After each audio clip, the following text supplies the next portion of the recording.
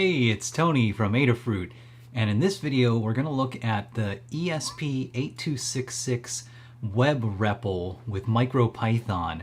So in the past we've looked at the serial REPL, REPL, read, evaluate, print loop. Think of it like a command line for Python where you can just type in Python code and it's just executed immediately. So we've looked at the serial REPL where you connect the board with like your USB to serial converter, or if maybe that's built into your board and you just plug it into your computer and you connect to that console and you can start running Python code. Real cool way to experiment with Python, like, just learn the syntax, turn on and off pins, simple stuff like that, or like load scripts, run files, things like that.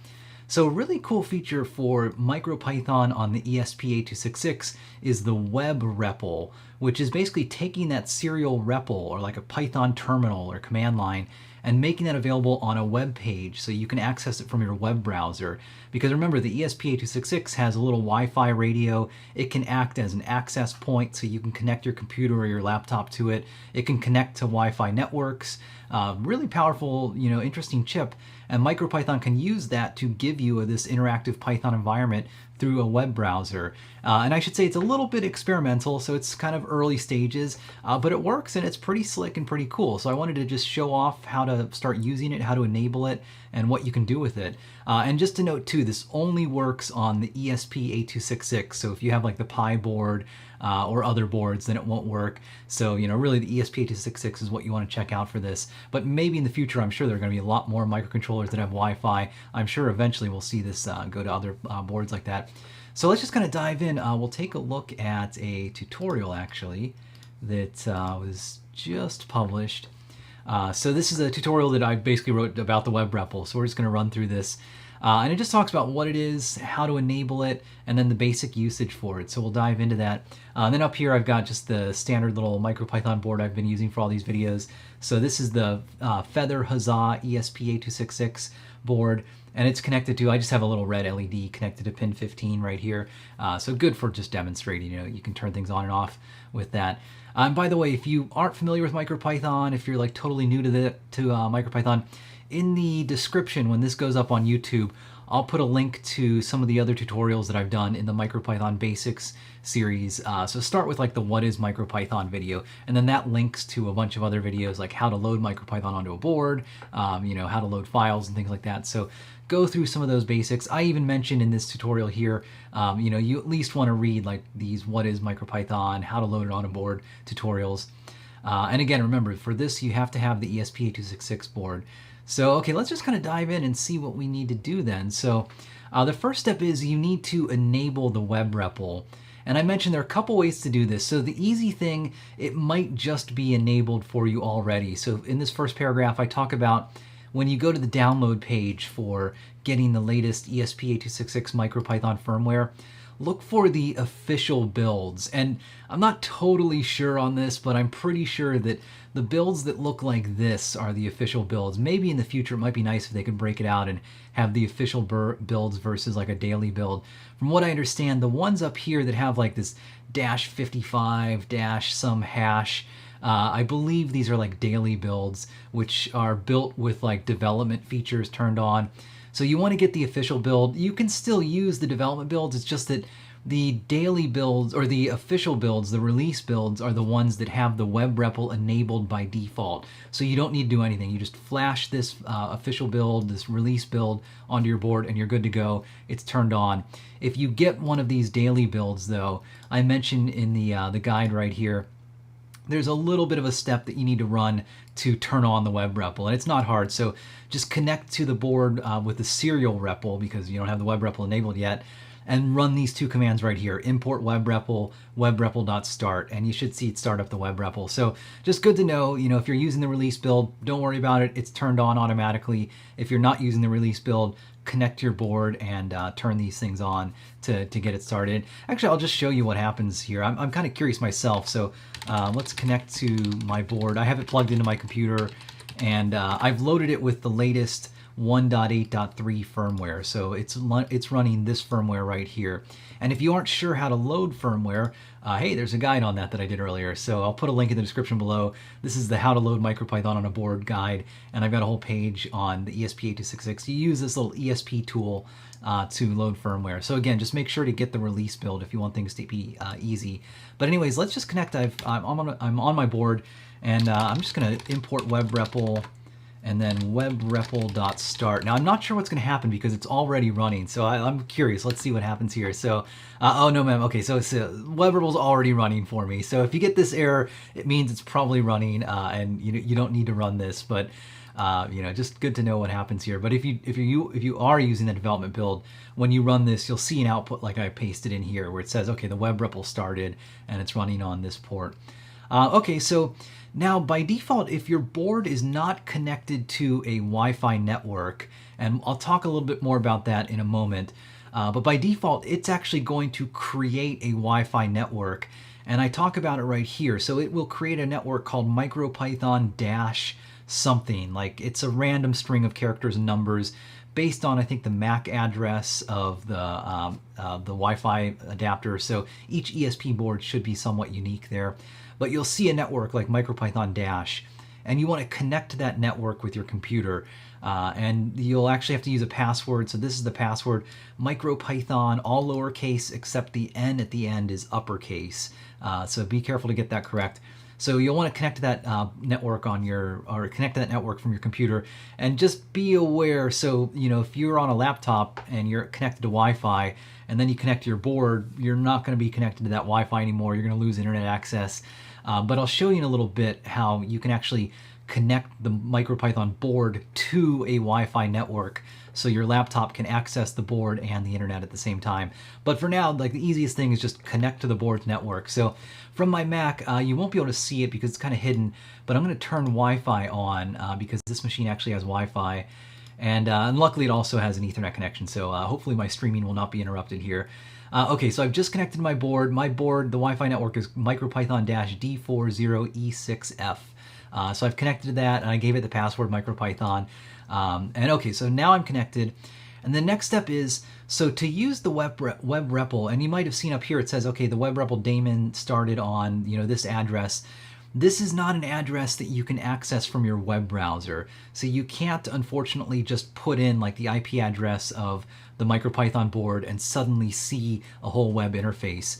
So the way this works is, the thing that runs on the MicroPython board is a WebSocket listener, and then you run a little client web page that you can either access from micropython.org, the website there, if you have internet access, or you can download it ahead of time. So if you click this link, it's just going to go to this GitHub repository, and this is where the MicroPython WebREPL client is, and it's just a web page. It says webrepl.html. So you want to access that, maybe download it ahead of time if you're connecting to your board. But grab that and open it up, and I'll go to the page here. So this is the MicroPython WebREPL page. This one I'm accessing from micropython.org/WebREPL. You can use this.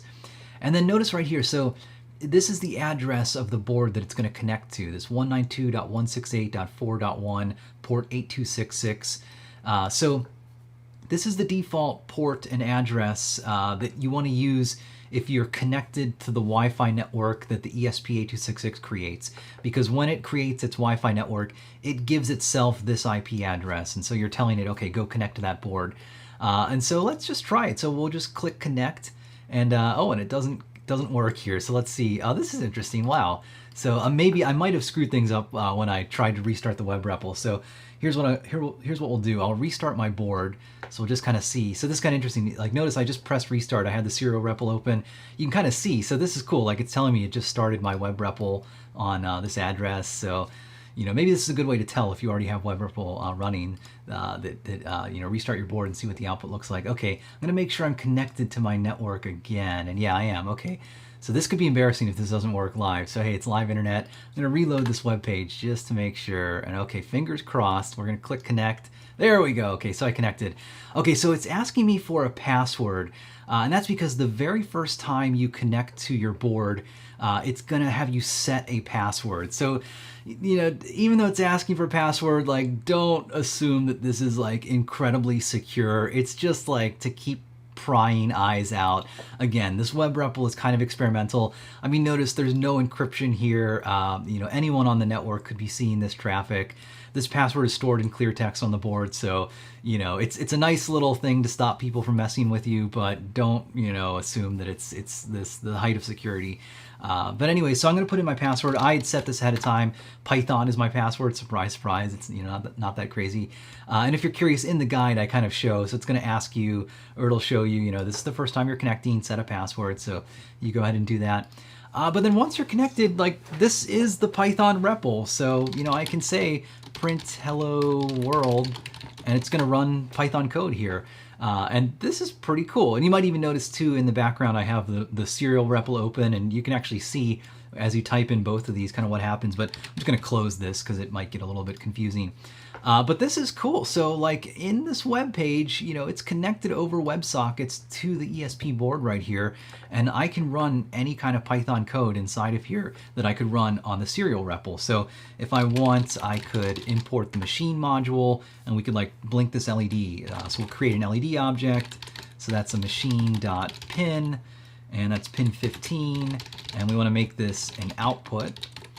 And then if I say LED.high, then hey, check that out. LED turns on, LED.low turns off. So cool, it's exactly what we expect. You know, it's the WebREPL, just like we've seen and used in the serial REPL. So that's cool. The other really neat thing here is that it lets you send and receive files. So if you go to the guide, I actually have this on a separate page. So you can send files, you can get files from the board using a real simple interface. And I'll just demonstrate it real quickly. And again, this is a very basic interface, so you know the WebREPL itself is pretty cutting edge and experimental. So I'm sure this stuff's going to change over time, especially months from now.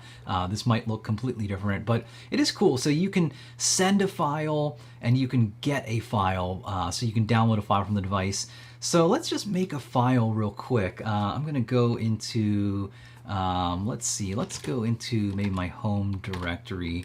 And let's just make a test.txt file. We'll just say hello world inside of here. And then from this interface, so you click choose file, and then I need to navigate to that file. So here's test.txt.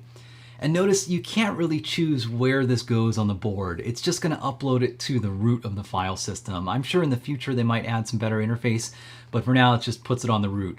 If you need more advanced kind of file manipulation stuff, I mentioned in the guide, check out some of the other guides I've done, like this one on how to load files and run code.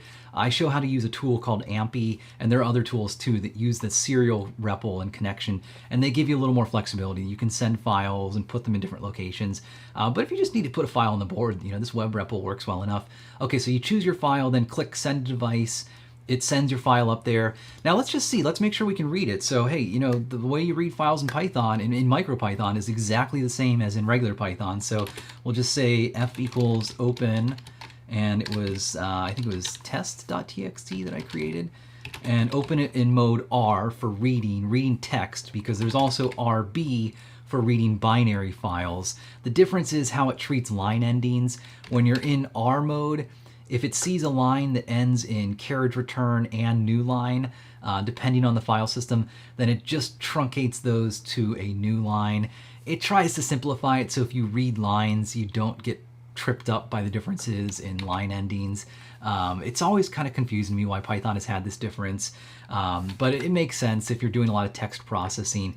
The B mode is binary, where it doesn't do any of that processing. You just get every single byte exactly as it is in the file.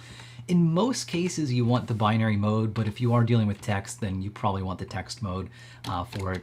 Okay, so we open the file, and then let's just read it. So if you just call read, that's going to read the entire contents and return them. So hello world NN, so that's, you know, new line, new line. So that's cool. So that was exactly the file that I just created. We sent it to the board. It's there. So that's goodness. Now you can get files also from the board, and I believe with this you can specify any path. So if I say test.txt and I click get from device, then it just downloads it from my browser here. So, and this should be the file, although I noticed the name is a little, put a slash in front of it. So maybe this is a bug. I don't know. Let's click to open this. So yeah, that's definitely the file. So interesting that it put a dash in front of it. I bet if I don't put this slash in front of it, because I was trying to kind of say like get it from the root. So maybe you can't get things from the rest of the board, but if I click this, then okay, yeah, there's test.txt, and that's exactly what we expect. So again, experimental stuff. Hey, sometimes things are kind of new and have bugs. But that's cool. So, you know, you've got the basics. You can put files, you can get files. For most uses, that might be all you really need. You know, you can put some Python code, you can put some assets like music or maybe like image files or whatever you're loading and using. You could use this interface and it works great. It's, you know, graphical and simple to use. So, okay, so that's cool. But again, the annoying thing is that I have to be connected to the ESP8266's Wi-Fi network right now. And on this machine, it's fine because I've got both an Ethernet connection and a Wi-Fi connection available. But on your laptop, it's going to be more annoying because if you're using your Wi-Fi to access the internet, you got to turn that off to connect to the board. So let me show you something interesting. You can actually connect the ESP8266 to your Wi-Fi network and then access the WebREPL from any other machine on your Wi-Fi network. And I'll show you, it's not really that difficult. So the way we want to do this, let's see, let me disconnect from this WebREPL, and then let me disconnect from the Wi-Fi network. I'm going to turn off Wi-Fi for this. Okay, so now my machine's not connected to Wi-Fi. And to do this, you want to use the serial REPL, because if you're using the WebREPL, you're gonna make some network changes that might not be compatible. Like, you know, you might suddenly remove network access from the board, you know, when you need it. So use the serial REPL because you're gonna be monkeying around with the network access. And if you try to do this over the WebREPL, it's gonna break at some point. So okay, so I'm gonna open up the serial terminal on my board, and 115200 baud. And okay, so at this point then, in the guide, I've got a little section back on the Access WebREPL page where I talk about how to do this. So accessing the WebREPL from other Wi-Fi networks.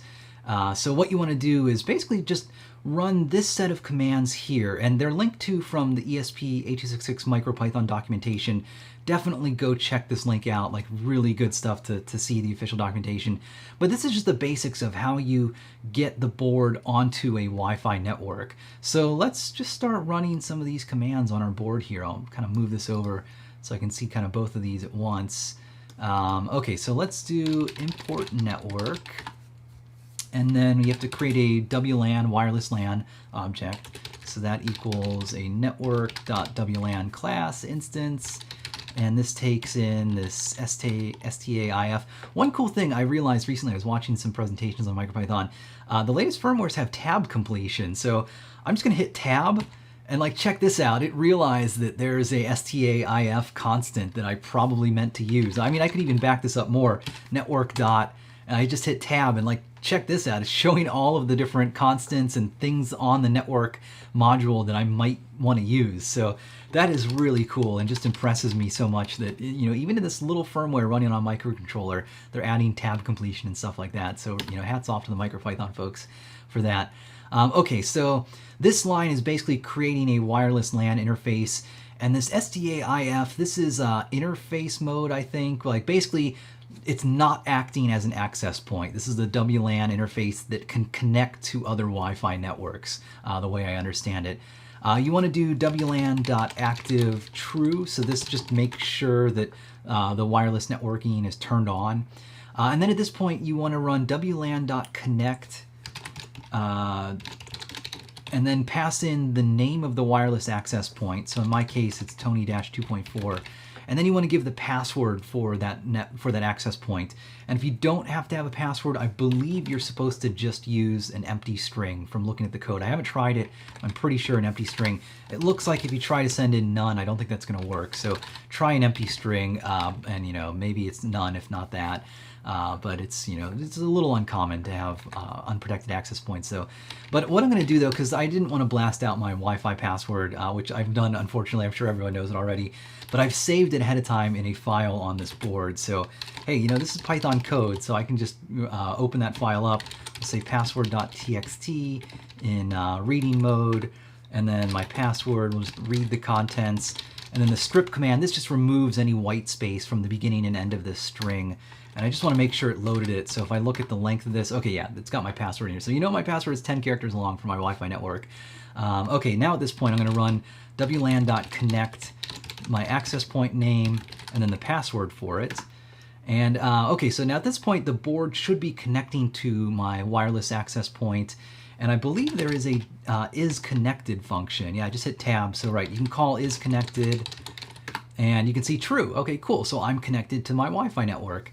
And then the nice thing is you can run this ifconfig command, and this is going to tell you the name of, or the IP address of the board. So it's basically saying, you know, here's the IP address of the MicroPython board on my network. So I should, in theory, be able to ping this board from my Mac. Let's try that and just see if I get a response. I don't know, I haven't tried this before, but let's see. So yeah, okay, I'm getting a response back. So, you know, my board is on the network, which is good.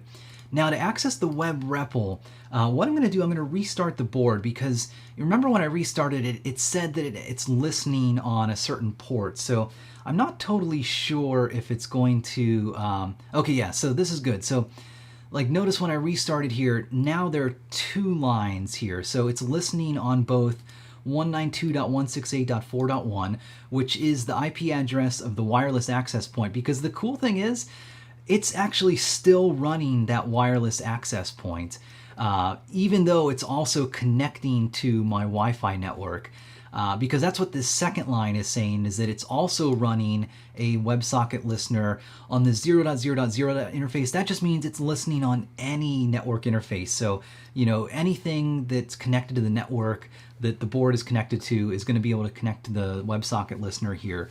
And it's also, I should also clarify, and I mentioned in the guide, the way the ESP8266 works, it will remember the Wi-Fi network that it was last connected to, and it will automatically reconnect. So let's just double check in the serial REPL here. I'm just going to create that WLAN object again, and let's just check the isConnected value to see if it's true. It should be connected to my network right now. So let's just import network. Because, you know, remember, I reset the board, so it forgets all of the Python objects that I created before. So I've got to kind of recreate these again. So we make that WLAN object, and we give it the STAIF constant, and then let's just call isConnected.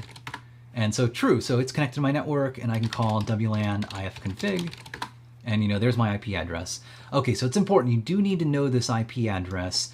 And because we're going to use this now to access the WebREPL. So this is the cool thing. So, you know, from my Mac, again, I'm going to go back to this WebREPL web page. I'm just going to restart it just to, you know, reload it.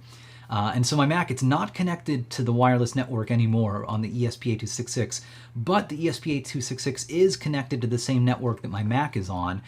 So if I change this IP address, and if I put in the IP address of my MicroPython board here, now let's try this. And the port is the same. That 8266 port is what you want.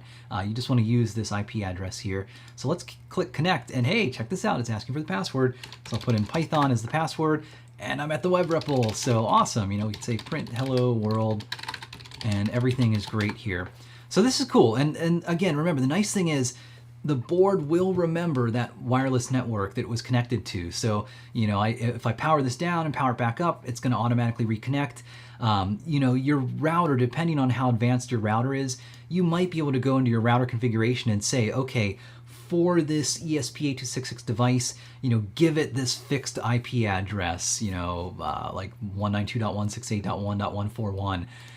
So that way, then you always know your board will have this fixed IP, and it makes it easier. You can just put that IP address in the WebREPL and connect to it. Because otherwise, sometimes if your router is doing DHCP or giving out dynamic IP addresses, this IP address could change every time. So, you know, you'll have to connect to the WebREPL or the serial REPL, run this ifconfig command. So, you know, that could be a little annoying, but there are ways to get around that. But this is really cool. So you've got the board on a Wi-Fi network. You can access the WebREPL. You can upload and download files with it. Real cool, real convenient, easy to do this from a web page. So that's pretty much all that I wanted to show in this guide. And then one last little gotcha that I mentioned kind of right at the end here. So if you are doing what I'm doing here, where I'm connecting the board to a Wi-Fi network, just be aware that you really want to make sure that you want to use the release builds of MicroPython. Or actually, I mentioned it down here. This is the paragraph. You want to use the release builds or disable the debug output. And I actually have a whole separate page on this in a different guide. Because the problem is, it remembers the Wi-Fi network it was connected to, and as soon as it powers up, it's going to try and reconnect to that network. If it can't find that network, it dumps a lot of debug output. Like every second, it will print debug output to the serial REPL here. You'll see messages, kind of like the messages up here above when it's restarting. This is like debug output in some ways. But you'll see messages like failed to connect, reconnect, failed to connect, reconnect. And the big problem is when you try to use a tool like AMPI or even any of these other tools like R shell or MPF shell, anything that uses the serial REPL, it might get this debug output when it doesn't expect that. These tools all expect to see they run a command and they get an exact set of output back from that command. But if in the middle of that output they get, failed to reconnect, trying to reconnect again, that breaks all the processing. It can't handle that. So just word to the wise, be careful. Make sure to disable debug output. If you're using the release build, it's disabled by default. You're good. The WebREPL started automatically. That's what I would suggest. Use the release builds. If you're using a daily build or one you built yourself, just be careful. Check out this page. I show you there just a couple commands to run to disable the debug output. And that'll make things a little bit easier. You'll run into less problems with that. So otherwise, let's see. If folks have questions, throw them into the chat and we'll see if we can get to them. Let's see. And I'll jump back to the main view, I guess, or the headshot. So we'll go back here. And sorry if it gets stuttery. Maybe this weekend I'll finally recreate this Wirecast thing. For some reason, it starts stuttering when I go back to this main view. The audio is always good, hopefully, so we'll see how this goes. Okay, let's see. Oh, someone was wondering, is there a learning guide on this? Yep, there is. I'll put a link in the description below, but it's MicroPython Basics ESP8266 WebREPL is the learning guide. So, I wanted to do this as a separate guide just because this is a really cool feature and something that's under active development. I think, in a few months' time, this will be even more slick and interesting, but it's cool. So it's, again, just a unique feature for the ESP8266, but it's worth checking out for this. Let's see. Oh, cool. So yeah, some people have flashed their boards and are checking things out, so that's always fun. Let's see. So I don't see a ton of other. Okay, here's one question. Is there any reason to use the MicroPython board or WiPi instead of the ESP8266 with MicroPython? Yeah, good question. So in the what is MicroPython guide, let's see. Let's go back to that one. I talk a little bit about the boards, so. And oh wait, I don't have my desktop up, so let me load my desktop real fast. Let's go back to the main shot with all of these. So yeah, there's desktop shop.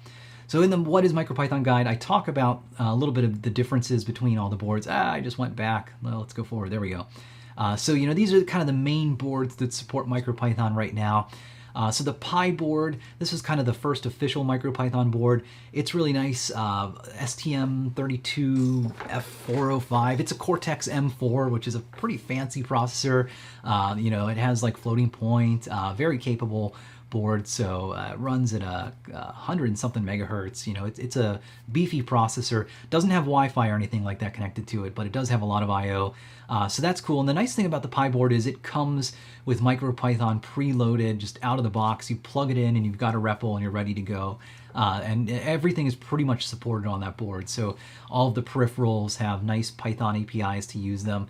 So it's a good one to check out. ESP8266, maybe we'll come back to this one. The WiPi, this one's kind of cool in that it's similar to the Pi board. It comes with MicroPython preloaded. This one does have Wi-Fi support though, so it uses the CC3100, a TI chip, and so that has a Wi-Fi radio, so it gives you network access. And then PyCom, they're the company that created it. they have, from what I understand, a really cool set of like, they have a whole IDE, they have some tools, they have some web stuff. So I haven't explored it a whole lot, but it does look pretty interesting. I would say check out PyCom's website and you know, their info to see what things are available. If you're more familiar with like using an IDE, then maybe the YPy might be worth checking out for that. Because like I mentioned in this guide, you know, for things like the ESP8266, all of this stuff is still in early days, so you don't have something like the Arduino IDE where you just open up a nice graphical editor and start writing code. But like I've shown in the previous videos, you know, you can use a text editor and then you can use a tool like Ampy to send files to a board. But if you do want, you know, that kind of graphical environment, maybe check out the YPy. Now the ESP8266, it's lower cost than everything else because, you know, it has a little bit less features, there's less I/O, there's less, you know, peripherals and things, but still really capable and really cool. And it, again, it also has Wi-Fi support, so you can do things like the WebREPL that we saw. You know, as far as the question of like, is there any reason to use the Pi board versus the YPy versus the ESP8266, I think it comes down to what you're wanting to do. You know, if you just want to get started really easily, go for like the Pi board. You know, it comes out of the box with MicroPython. You know, with the ESP8266, you do have to run a few tools to flash the board.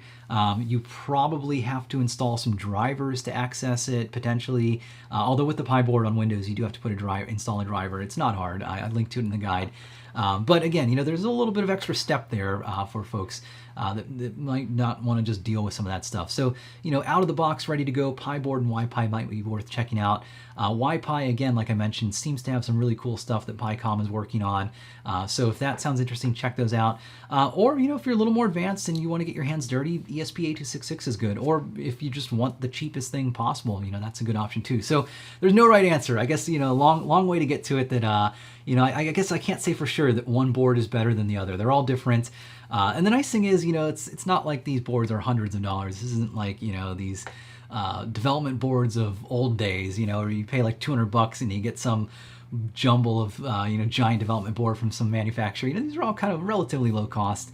And it's cool that they're all running MicroPython. So, you know, the same thing you learn on one board, you can apply to another board. You know, maybe it just has more features, more memory, more speed, something like that. So we're checking out. Let's see. One more question, and let's see. Is there a way to program it with a list of potential networks, or are we restricted to one? Yeah, good question. So this is a question of like, for the ESP8266, you know, you can connect it to one Wi-Fi network. Can you give it a list of like, here are 10 different networks and just pick the first one you find that's available? As far as I know, no, that's not available, at least out of the box. But I don't think there's anything that would stop you from writing that in Python code, because if you go back to what I kind of mentioned here in the documentation, they link to, or I link to a little bit more in-depth info on, you know, here's that network class. And so it has a scan function that will like return all the access points that it sees. You know, so you could write the code, and they actually show right here this kind of do connect function. It will look and see if it's not connected, then it will try to connect to a network that you created ahead of time. You know, you could just put in more logic here and say, okay, first try to connect to this network and then call is connected. And if I'm still not connected, now fall back to another network that I hard-coded in here.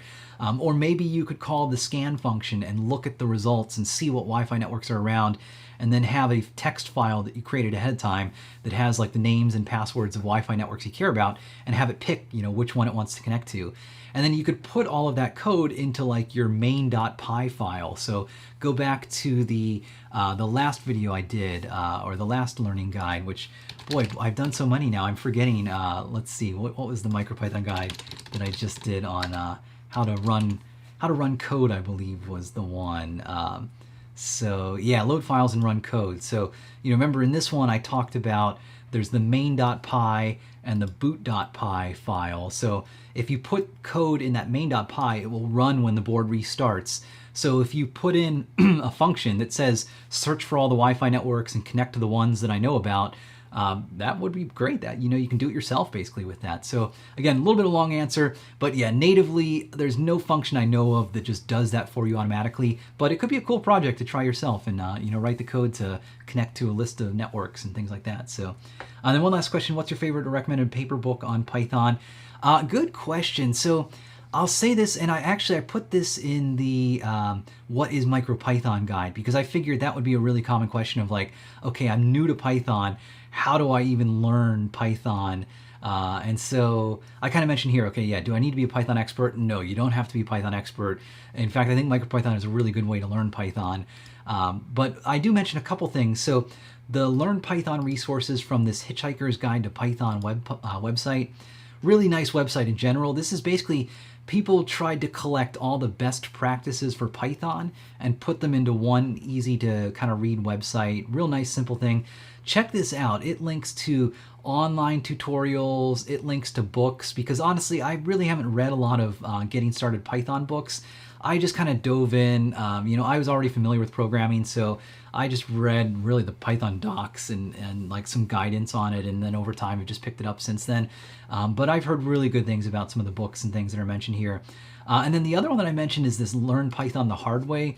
And I don't know if there's a physical version of this book yet, but there's definitely, it's all available online here. So it's a free HTML book, although I think they do kind of recommend, if you want to support it, you can buy the book. Really nice, in-depth, like you can see there's like 50 different kind of chapters, tutorials here. Now the way this is structured, you go into each of these exercises, and they call it the hard way because you need to go and like digest this exercise and run it and understand it.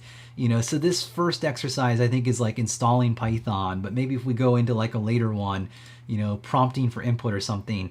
So it tells you, okay, here's how you ask for input, like with the raw input function, and here's what you should expect. And then it ends with like, okay, now go and write these programs to really make sure you understand this. So they call it the hard way because like a lot of times you go to the bookstore and it's like, learn Python in 24 hours, the easy way or whatever. It's like, sure, you can cram the syntax so that maybe you could like eke by a coding interview or something. But if you really want to learn the language, you have to use it. And that's the whole premise of Learn Python the Hard Way, is that all of these exercises like explain a simple little concept and then give you things to do with that concept that you have to just go through. And you're going to get out of it what you put into it. So if you spend a lot of time and go through each of these exercises, you will be very knowledgeable in Python, probably more knowledgeable than me, to be honest. So I haven't gone through this whole thing, but I really like what I see with this, and there's a whole set of these Learn Things the Hard Way guides that they're all real similar, which I like them a lot. I guess my cat has she likes them too. She just she had to chime in and say that Learn Python the Hard Way is a good book. So check this out. I think this is a good one that's worth checking out for Python folks. So looks like that's it. That's all the questions. So I'll wrap this up then. We'll go back to the main shot here. And let's see, yeah, there's the main shot. I'll just show you my cat is, she's over here. So she's on the little towel that I have there. That's the photo desk that I use for shooting pictures of things. And I put a towel down to protect it. And of course, like that's like a new thing. The cat has to test out the towel. So that's where the cat is. Anyways, so Tony from Adafruit, thanks for watching. And check out youtube.com/Adafruit. You can see this video and all kinds of other videos, projects. We're pumping out tons of content these days, so check that out. Check out twitch.tv/Adafruit. You can watch me stream these things live. I'd like to do at least a couple streams per week, like one on Fridays and one on Mondays. This week or this month is pretty much all MicroPython. Really cool thing. And again, like I said, check out the description. I'll have a link to the What is MicroPython guide. If you don't know anything about it, start there. And that links to a bunch of other guides that'll kind of get you started and get familiar. But that was how to use the WebREPL with MicroPython on the ESP8266. So if you like this, then click like, comment, subscribe. Let us know that this is useful stuff, and we'll keep doing it. So until next time, this is Tony from Adafruit. Thanks for watching. Bye.